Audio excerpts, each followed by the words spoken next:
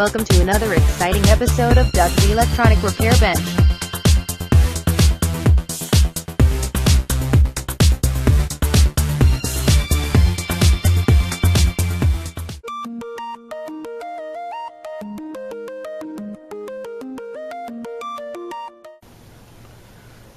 Good afternoon, everybody. I am here once again to point out some.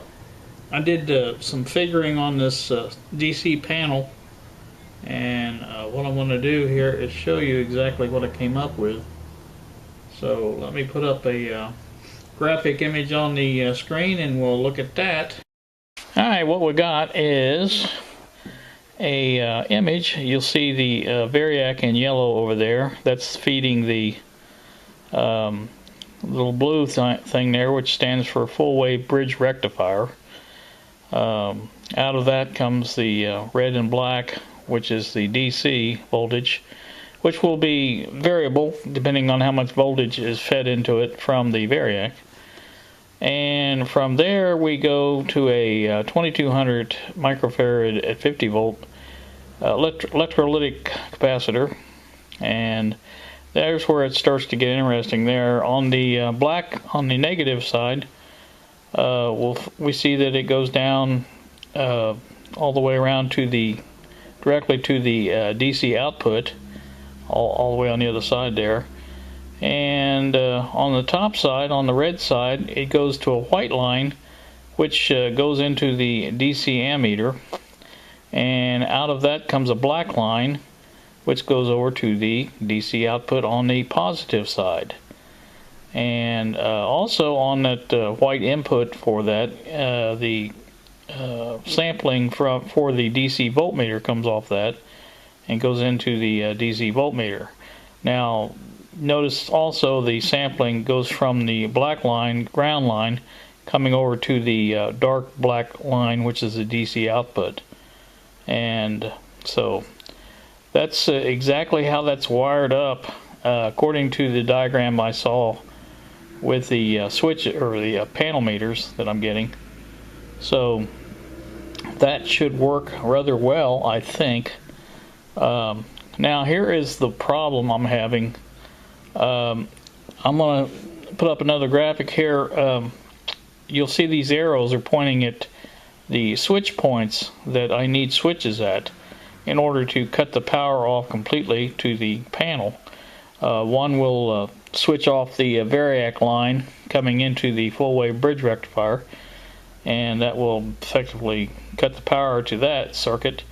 And the other two are for the batteries, and those will need to be turned off to turn the panel meters off. So I need, basically what I'm going to need here is a 3-pole single throw switch, and those are available. I found them on eBay and other places as well. So like I said, that's what I'm going to need for this panel. And I think the box that I have in mind, which is very similar to the box I used for the AC meter to hold the batteries in the relay. Now this one won't have a relay in it, just a switch and batteries, and it will have the panel meters also, and it will be mounted. Now the variac obviously is just a wire coming in from the variac, so there's not really much to that. There will be a circuit board inside with a full wave bridge rectifier and the capacitor, and basically the rest is wiring and the binding posts, which are over at the DC output section of the diagram there. So that's basically all it is. So the ammeter and the voltmeter will be mounted to the top of that, and along with the binding post. And I think there'll be plenty of room what I've got coming. So I'm hoping anyway. So I will show you more about that when that arrives. Haven't actually even ordered it yet, but I should do that today, I hope. And I've got to get off here, and I've got a few minutes yet to go get the darling little angels that are going to come tonight for supper.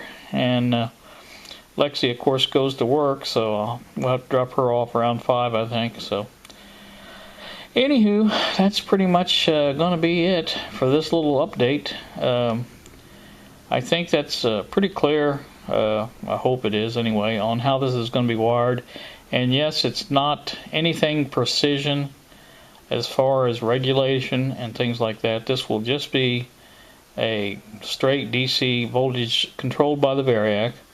And unless I come up with a circuit to limit it to 50 volts, it's just going to have to depend on me making sure that Variac doesn't go above 50 volts DC. So that's pretty much how I'm going to do it. And unless I have a problem with that, if I end up blowing a capacitor or something like that because I forgot to turn the Variac down or something, so then I'll come up with a protection circuit. But for right now, it's going to be just a rough DC voltage out, so I can use it for any projects that I need DC voltage for. So that's a look at it real quick. And you guys, let me go back to the outside view.